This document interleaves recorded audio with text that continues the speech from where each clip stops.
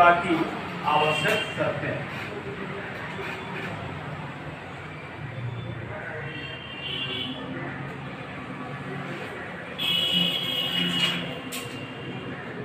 आवश्यक शर्तें 5 शर्तें हैं। पहला आपका क्या था? सेक्शन 5 क्लास 1 क्या है? एक विवाह बोलते हैं मोनोगेमिक।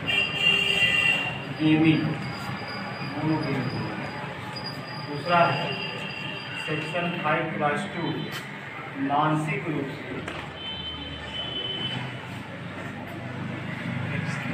अस्वस्थ नॉट सफरिंग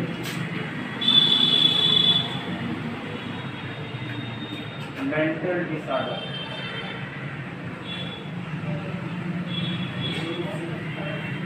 और तीसरा है आपका सेक्शन 5 क्लास 3 आयु एज। और सेक्शन 5 क्लास 4 प्रतिष्ठित नातेदारी।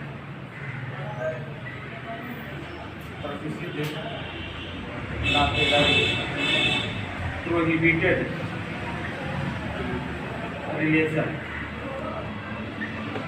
और सेक्शन 5 क्लास सबफिट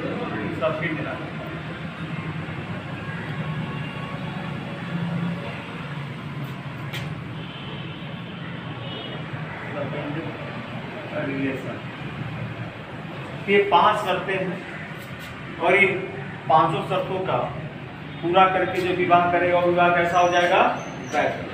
अगर इसी तरह हम लोग प्रकार भी देखेंगे काइंड्स ऑफ हिंदू मैरिज, यहाँ पर देखेंगे हम लोग प्रकार।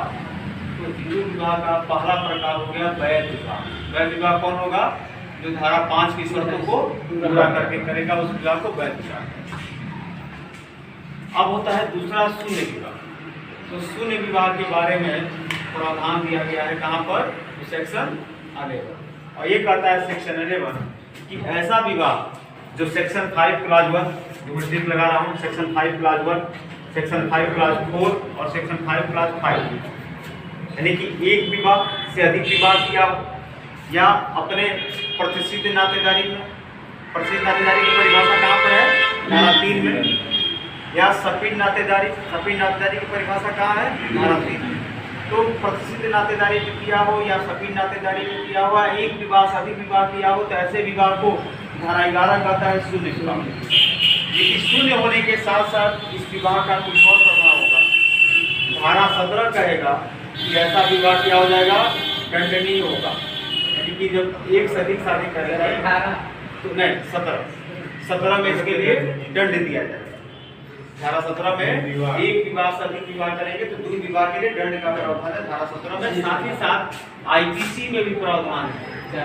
आईपीसी का सेक्शन 494 में भी दंड का प्रावधान है इसके लिए। अब आते हैं सेक्शन 5 क्लास 4 और 5 का उल्लंघन करेंगे तो धारा 11 में शून्य तो होगा ही। और इन दोनों के लिए इसके लिए सेक्शन 18 क्लास ए में दंड का प्रावधान है और इसके लिए सेक्शन 18 क्लास बी में, 18 क्लास ए में इसके लिए भी दंड का प्रावधान है। यानी इन दोनों के लिए दंड का प्रावधान सेक्शन 18 क्लास डी में, इन दोनों के लिए दंड का प्रावधान सेक्शन 18 क्लास डी में दिया हुआ है। यानी कि विवाह तो शून्य होगा ही, प्रतिष्ठित नातेदारी में और सफीन नातेदारी में विवाह करने वालों को क्या मिलेगा? दंड मिलेगा। अब आते हैं यह दूसरा बात कि मानसिक रूप से अस्वस्थ है और ऐसा विवाह करता है तो क्या होगा? इसके लिए कह रहा है कि ऐसा विवाह सेक्शन 12 कह रहा है कि ऐसा विवाह क्या हो जाएगा? होगा सेक्शन 12 का। तो शून्य कराने के लिए आपको कहाँ जाना पड़ेगा? न्यायालय में जाना। जबकि शून्य विवाह है उसके लिए न्यायालय में जाने की आवश्यकता नहीं है। शून्य विवाह तो शून्य ही है, पक्षकारों के बीच में कोई अधिकार राइट्स नहीं है। लेकिन शून्यकरणीय विवाह जब धारा 12 आप पढ़ेंगे तो वहाँ बताया जाएगा आपको कि शून्यकरणीय विवाह के लिए न्यायालय में जाना। और केवल यही एक ग्राउंड नहीं है, सेक्शन 5 क्लास में यही ग्राउंड नहीं है, 4 ग्राउंड है। कौन सी ग्राउंड है? पहला कि पक्षकार इम्पोटेंसी, नपुंसकता के कारण उनके बीच में किसी प्रकार का म्यूचुअल कंसेंट नहीं हुआ, संभोग नहीं हुआ, या सेक्शन 5 क्लास 2 का उल्लंघन करता है, या उनकी सहमति बल या चौपट से ली गई हो, या पत्नी जो है अपने पति से भी किसी व्यक्ति से गर्भवती थे। 4 कंडीशन यानी कि ये तो एक कंडीशन है, ये इसके अलावा 3 कंडीशन और है जो कहाँ पर दिया गया है, सेक्शन 12। और इसके लिए कहा गया है कि जब बल और कपट पता चला हो या पत्नी जब गर्भवती हो तो उसके कितने दिन के अंदर मुकदमा करना है, 1 वर्ष के अंदर मुकदमा करना होगा।